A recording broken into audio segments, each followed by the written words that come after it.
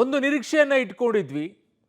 CWMAಯಲ್ಲಿ ನಮಗೊಂದಿಷ್ಟು ಕರ್ನಾಟಕಕ್ಕೆ ಅನುಕೂಲ ಆಗಬಹುದೇನೋ, ಈ ಪ್ರಮಾಣದಲ್ಲಿ ಹೇಳದೇ ಇದ್ರೂ ಕೂಡ CWRCಯಲ್ಲಿ ಅದರ ಪ್ರಮಾಣ ಕಡಿಮೆ ಆಗಬಹುದೇನೋ, ಬಟ್ ನೀರಂತೂ ಬಿಡಲೇಬೇಕು ಅನ್ನುವಂಥದ್ದು ನಿನ್ನೆ ಹೇಳ್ತಾ ಇದ್ವಿ. ಬಟ್ ಆದರೆ ಇವತ್ತು CWMA ಕರ್ನಾಟಕಕ್ಕೆ ಮಾಡಿರುವಂಥದ್ದು ಅನ್ಯಾಯ. ಕುಡಿಯೋಕೆ ನೀರಿಲ್ಲ ರೀ ಅಂತಂದರೆ ಅಲ್ಲಿ ಬೆಳೆಗಳಿಗೆ ನೀರು ಬಿಡಬೇಕು ಅನ್ನುವಂಥ ರೀತಿಯಲ್ಲಿ ಆದೇಶವನ್ನು ಕೊಡ್ತಾ ಇದ್ದಾರೆ. ಅಂದರೆ ಇದನ್ನು ಪ್ರಶ್ನೆ ಮಾಡಲೇಬೇಕು, ಈ ನಿಟ್ಟಿನಲ್ಲಿ ನಾವು ಹೋರಾಟವನ್ನು ಮಾಡಲೇಬೇಕು, ಇದನ್ನು ಸುಪ್ರೀಂ ಕೋರ್ಟಿಗೆ ತೊಗೊಂಡು ಹೋಗಲೇಬೇಕು. 3,500 ಕ್ಯೂಸೆಕ್ಕನ್ನು 15 ದಿನಗಳವರೆಗೂ ಬಿಡಬೇಕು. 4.5 TMC ನೀರಾಗತ್ತೆ. ಅವ್ರ ಹತ್ರ ಆಲ್ರೆಡಿ 41 TMC ನೀರಿದೆ. ಬರಸಿಡಿಲಿನ ಆದೇಶವನ್ನು CWMA ಕೊಟ್ಟಿದೆ. ಈಗ ಕಾವೇರಿ ವಾಟರ್ ಮ್ಯಾನೇಜ್ಮೆಂಟ್ ಅಥಾರಿಟಿ 15 ದಿನ ನಿತ್ಯ 3,500 ಕ್ಯೂಸೆಕ್ ನೀರು ಹರಿಸೋಕೆ ಸೂಚನೆಯನ್ನು ಕೊಟ್ಟಿದ್ದಾರೆ. ಅಲ್ಲಿಗೆ 4.5 TMC ನೀರಾಗುತ್ತೆ. ಈ ರೀತಿ ಆದರೆ ಪರಿಸ್ಥಿತಿ ಏನು? CWRC ಆದೇಶವನ್ನು ಪಾಲಿಸಿ ಅಂತ CWMA ಹೇಳಿದೆ. ಕರ್ನಾಟಕಕ್ಕೆ ಕಾವೇರಿ ವಿಚಾರದಲ್ಲಿ ಈಗ ಮತ್ತೆ ಶಾಕ್. ಒಂದು ಹನಿನೂ ನೀರು ಹರಿಸಬಾರದು, ಹರಿಸಿದ್ರೆ ನಾವು ಹೋರಾಟವನ್ನ ಮಾಡ್ತೀವಿ ಅಂತ ರಾಜ್ಯದಲ್ಲಿ ಹೋರಾಟ ನಡೀತಾ ಇದೆ. ಆಕ್ರೋಶಗಳು ಭುಗಿಲೆದ್ದಿದೆ. ಅದರ ಮಧ್ಯದಲ್ಲಿ ಇಲ್ಲಿ CWMA ಈಗ ಅದು ಯಾವ ಆಧಾರದ ಮೇಲೆ ಹೇಳ್ತಾ ಇದ್ರೋ ಗೊತ್ತಿಲ್ಲ. ದೇಶದಲ್ಲಿ ಮೊದಲನೇ ಕುಡಿಯೋ ನೀರಿಗೆ ಆದ್ಯತೆ ಅನ್ನುವಂಥದ್ದನ್ನು ಹೇಳ್ತಾರೆ. ಕುಡಿಯೋದಕ್ಕೆ ಮೊದಲ ಆದ್ಯತೆ ನೀರು, ಆಮೇಲೆ ಬೆಳೆಗಳಿಗೆ ಅಂತ ಹೇಳಿ. ಆದರೆ ಇಲ್ಲಿ ಉಲ್ಟಾ, ಕರ್ನಾಟಕಕ್ಕೆ ಕುಡಿಯೋ ನೀರು ಇಲ್ಲದೆ ಇದ್ರೂ ಚಿಂತೆ ಇಲ್ಲ, ಅವ್ರಿಗೆ ಬೆಳೆಗಳಿಗೆ ನೀರು ಹರಿಸಿ ಅಂತೇಳಿ. ಅಂದರೆ ನಮ್ಮ ರಾಜ್ಯದ ರೈತರು ಇಲ್ಲಿ ಬೆಳೆಗಳನ್ನು ಒಣಗಿಸ್ಬಿಟ್ಟು ಅವ್ರಿಗೆ ನೀರಿಲ್ಲ ಅಂದರೂ ಕೂಡ ಬಾಯಿ ಪಡ್ಕೊಂಡು ಬೆಳೆಯನ್ನು ಬೆಳೆಯೋಕ್ಕಾಗಲಿಲ್ಲ. ತಮಿಳುನಾಡಿನಲ್ಲಿರುವಂಥ ರೈತರು ಬೆಳೆಯನ್ನು ಬೆಳೆಸ್ಕೊಂಡು ಅವ್ರು 2-3 ಫಸಲುಗಳನ್ನು ತಕ್ಕೊಳ್ತಾರೆ. ಅವ್ರಿಗೆ ಮಾತ್ರ ನಿರಂತರವಾಗಿ ನೀರನ್ನು ಕೊಡ್ತಾ ಇರಬೇಕು. ನಮ್ಮ ರೈತರು ವರ್ಷಕ್ಕೆ ಒಂದು ಬೆಳೆಯನ್ನು ಬೆಳ್ಕೊಳ್ತಾ ಇದ್ರು ಕೂಡ ಅದಕ್ಕೆ ನೀರಿಲ್ಲದೆ ಇರುವಂಥ ಪರಿಸ್ಥಿತಿಯಲ್ಲಿ ಬಾರಿ ಬಂದಿದೆ. ಕುಡಿಯೋಕೆ ಮಾತ್ರ ಇರಬೇಕು ಅಂತ ರಾಜ್ಯ ಸರ್ಕಾರ ಹೇಳುತ್ತೆ. ಇದು ಯಾವುದ್ರಿ ನ್ಯಾಯ? ಯಾವ ನ್ಯಾಯ ಕೇಳಿದ್ರೆ ಇದಕ್ಕೊಂದು ಬೇರೆ ರೀತಿಯಲ್ಲಿ ಅರ್ಥೈಸ್ತಾರೆ. ಇದನ್ನ ಸಿಂಪಲ್ ಆಗಿರುವಂತ ಮ್ಯಾಟ್ರು, ಕುಡಿಯೋಕ ಬೆಳೆಯಗ ಯಾವ್ದಕ್ಕೆ ಕೊಡ್ಬೇಕು ಫಸ್ಟ್ ನೀರನ್ನ ಅಂತ ಹೇಳಿ. ಕಾವೇರಿ ನೀರು ನಿರ್ವಹಣಾ ಪ್ರಾಧಿಕಾರ ಕೊಟ್ಟ ಆದೇಶದಲ್ಲಿ ಏನಿದೆ? ಕರ್ನಾಟಕ ವಾದದ ಬಳಿಕ CWMA ಕೊಟ್ಟ ಆದೇಶ ಏನು? ಪಬ್ಲಿಕ್ ಟಿವಿಯಲ್ಲಿ ಸಭೆಯ ಸಂಪೂರ್ಣ ಮಾಹಿತಿಯನ್ನ ನಿಮ್ಮ ಮುಂದೆ ಇಡ್ತಾ ಇದ್ದೀವಿ. ಕಾವೇರಿ ನೀರು ನಿರ್ವಹಣಾ ಪ್ರಾಧಿಕಾರ ಕೊಟ್ಟ ಆದೇಶದಲ್ಲಿ ಏನಿದೆ? ಕರ್ನಾಟಕ ವಾದದ ಬಳಿಕ CWMA ಕೊಟ್ಟ ಆದೇಶವೇನು? ಆ ಆದೇಶದಲ್ಲಿರೋದೇನು? ಇದ್ರ ಬಗ್ಗೆ ಈಗ ಮಾಹಿತಿಯನ್ನ ಕೊಡಬೇಕಾಗಿದೆ. ಕರ್ನಾಟಕದ ಬಳಿ ನಾವು ಹೇಳ್ಕೊಳ್ತಾ ಇರುವಂತ ಲೆಕ್ಕ, ಅವ್ರು ಕೊಡ್ತಾ ಇರುವಂತ ಲೆಕ್ಕ, CWMA ಬಳಿ ರಾಜ್ಯ ಸರ್ಕಾರ ಕೊಟ್ಟಂತ ಲೆಕ್ಕ, ಇವೆಲ್ಲವೂ ಕೂಡ ಅದಕ್ಕೆ ಪದೇ ಸರ್ ಹೇಳ್ತಾ ಇದ್ರು, ರಂಗನಾಥ್ ಸರ್, ಸುಳ್ಳು ಹೇಳಬೇಡಿ ರಾಜ್ಯದ ಜನತೆಗೆ, ಸರಿಯಾದಂಥ ಮಾಹಿತಿಯನ್ನು ಕೊಡಿ, ತಗಲಾಕ್ ಕೊಡಬೇಡಿ ಅಂತ ಹೇಳಿ. ರಾಜ್ಯ ಸರ್ಕಾರ ಹೇಗೆ ಸುಳ್ಳು ಹೇಳುತ್ತೆ, ಅಲ್ಲಿ ತಗಲಾಕೊಂಡಿದ್ದೆ ಹೇಗೆ, ಇದೆಲ್ಲವೂ ಕೂಡ ಕ್ಲಿಯರ್ ಕಟ್ ಆಗಿದೆ. ಆ ಆದೇಶದಲ್ಲಿರುವಂಥದ್ದು ನಿಮಗೆ ಹೇಳಬೇಕು. ಹೇಳಿದ ನಂತರ ನಿಮಗೂ ಕೂಡ ಗೊತ್ತಾಗುತ್ತೆ ರಾಜ್ಯ ಸರ್ಕಾರದ ವಿಚಾರ, ರಾಜ್ಯ ಸರ್ಕಾರ ಹೇಗೆ ವಿಚಾರದಲ್ಲಿ ನಡ್ಕೊಂಡಿದೆ ಅಂತ ಹೇಳಿ. ಕಾರಣ ಕ್ಲಿಯರ್ ಕಟ್ ಆಗಿದೆ.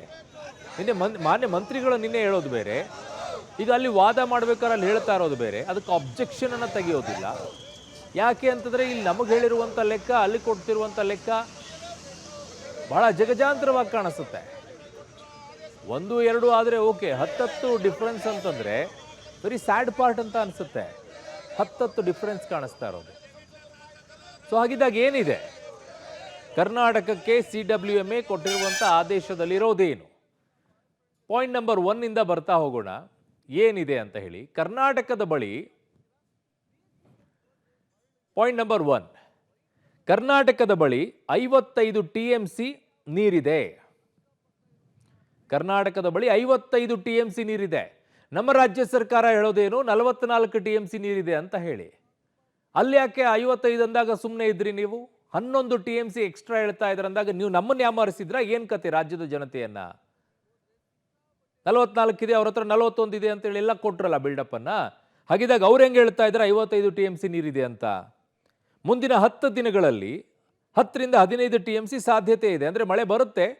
ಬರದೇ ಇದ್ರೆ ಏನು, ಕಳಿಸಿದಂತೂ ವಾಪಸ್ ಕೊಡ್ತೀರಾ ಪೈಪ್ ಹಚ್ಬಿಟ್ಟು? ಯಾರೂ ಕೇಳಂಗಿಲ್ಲ. CWRC ಅತ್ಯಂತ ಕಡಿಮೆ ನೀರು ಹರಿಸಲು ಸೂಚಿಸಿದೆ. ಕಾವೇರಿ ವ್ಯಾಪ್ತಿಯಲ್ಲಿ ಒಳಹರಿವು ಹೆಚ್ಚಾಗಿದೆ. ಬಂದು ನೋಡಿದ್ದಾರೆ ಇವರು, ಒಳಹರಿವು ಹೆಚ್ಚಾಗಿದೆ. ಮಳೆನೇ ಆಗಿಲ್ಲ, ಅಲ್ಲಿ ಒಳಹರಿವು ಏನು ಹೆಚ್ಚಾಗಬೇಕು? ನಿನ್ನೆ ಒಂದೇ ದಿನ 1 TMC ಅಷ್ಟು ನೀರು ಬಂದಿದೆ ಅಂತಿದ್ದಾರೆ. ಭವಿಷ್ಯದಲ್ಲಿ ಮತ್ತಷ್ಟು ಒಳಹರಿವು ಹೆಚ್ಚಬಹುದು. ಬರದೇ ಇದ್ರೆ ಹೇಳ್ರಪ್ಪ. ಅವ್ರು ಕೇಳ್ತಾ ಇರೋದು ಬೆಳೆಗೆ, ಕುಡಿಯೋಕೆ ನಮಗೆ ಮುಂದಿನ ಮೇ ತಿಂಗಳವರೆಗೂ ಕಾಪಾಡ್ಕೊಳ್ಬೇಕಾಗಿದೆ.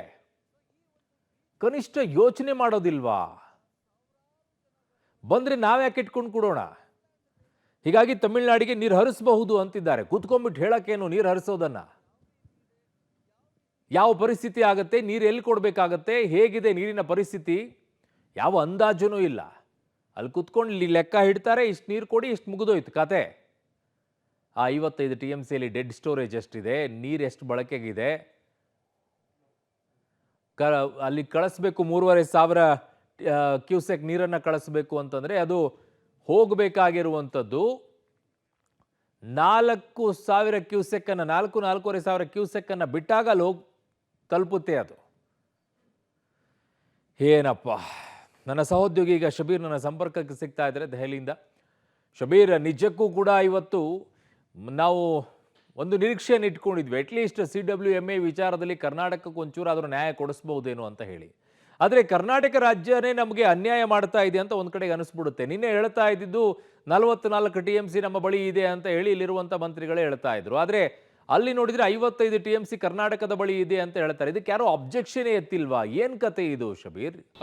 ನೋಡಿ, ಒಂದು ನಿರೀಕ್ಷೆ ಇತ್ತು ಅರುಣ್. ಅದೇನು ಅಂದ್ರೆ 3,500 ಕ್ಯೂಸೆಕ್ ಇರೋ ಜಾಗದಲ್ಲಿ ಅದನ್ನ ಒಂದು ಸ್ವಲ್ಪ ಮಾರ್ಪಾಡು ಮಾಡಿ 1,500 ಇಂದ 2,000 ಕ್ಯೂಸೆಕ್ ವರೆಗೂ ತಗೋಬರಬಹುದು.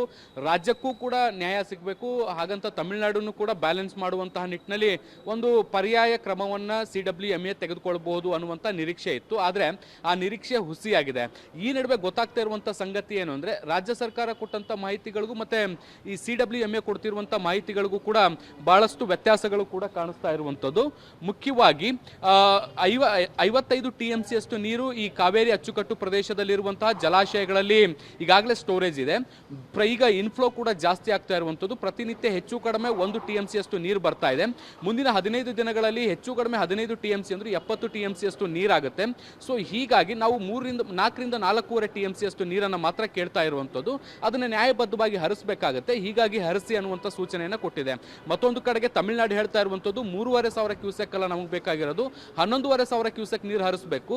ಸೊ ಆ ನಿಟ್ಟಿನಲ್ಲಿ ಕ್ರಮ ತೆಗೆದುಕೊಳ್ಳಿ ಅನ್ನುವಂಥ ಒತ್ತಡವನ್ನು ಹಾಕಿತ್ತು. ಅದಕ್ಕೂ ಕೂಡ CWMA ಎಂಟರ್ಟೈನ್ ಮಾಡಿಲ್ಲ.